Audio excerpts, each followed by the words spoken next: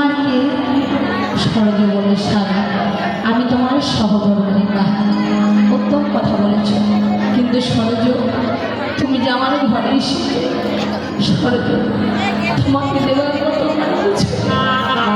জানো সরজ, যেদিন থেকে আমি গৌরীর কথা শুনেছি সেদিন থেকে আমার জীবনে জৈবনে যাহা কিছু আছে সকল কিছু আমি তার চরণে সঁপে দিয়েছি। তোমাকে দেওয়ার মতো আমার কিছু নেই সরজ। সরজ তুমি আমার একটি কথা রাখতে পারবে? সরজ বলল স্বামী বলো কি কথা? বলে সরজ আমি আর মায়ার সংসারে থাকতে চাই, আমি মায়ার সংসার ছেড়ে চলে যেতে চাই। সরজ জানো সরজ, আমি যদি তোমাকে ছেড়ে চলে যাই বলে আমার বাবা চারিদিকে পড়ে রেখেছে, সরজ তুমি আমার হাতটি ধরে ঘরের বাইরে করে দাও।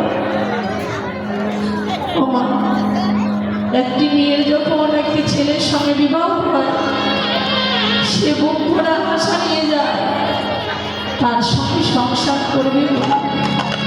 যেদিন বাসর ঘরে সেই যখন রঘুনাথ স্ত্রীকে বলছে সরজ আমি থাকতে চাই না, সরজর হৃদয়টা ভেঙে যেন চুরমার হয়ে গেল।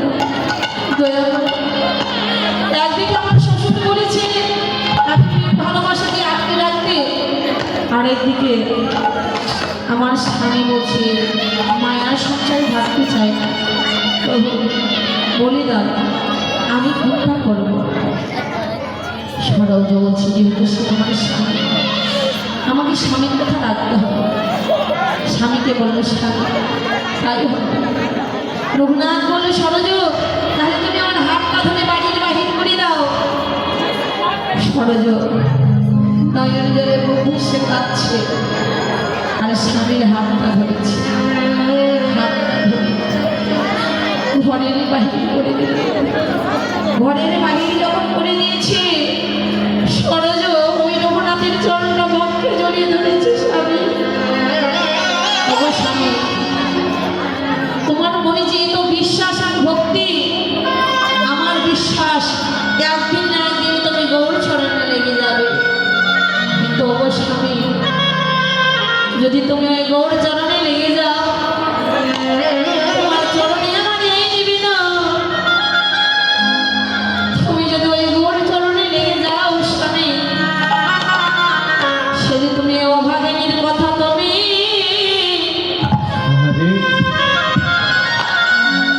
তুমি করো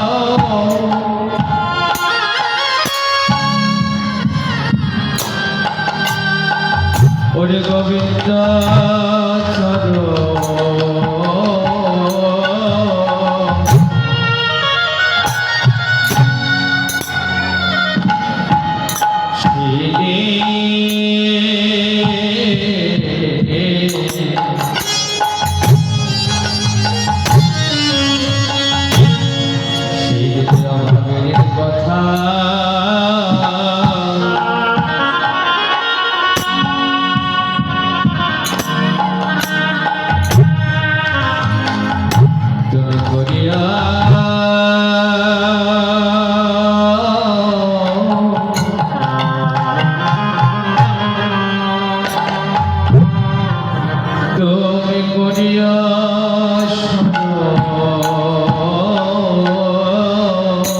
আমি যেন গৌর চরণে ওই আমি রাখতে সেই দিন আমি যেন গোবিন্দ চরণে ওই গৌর চরণে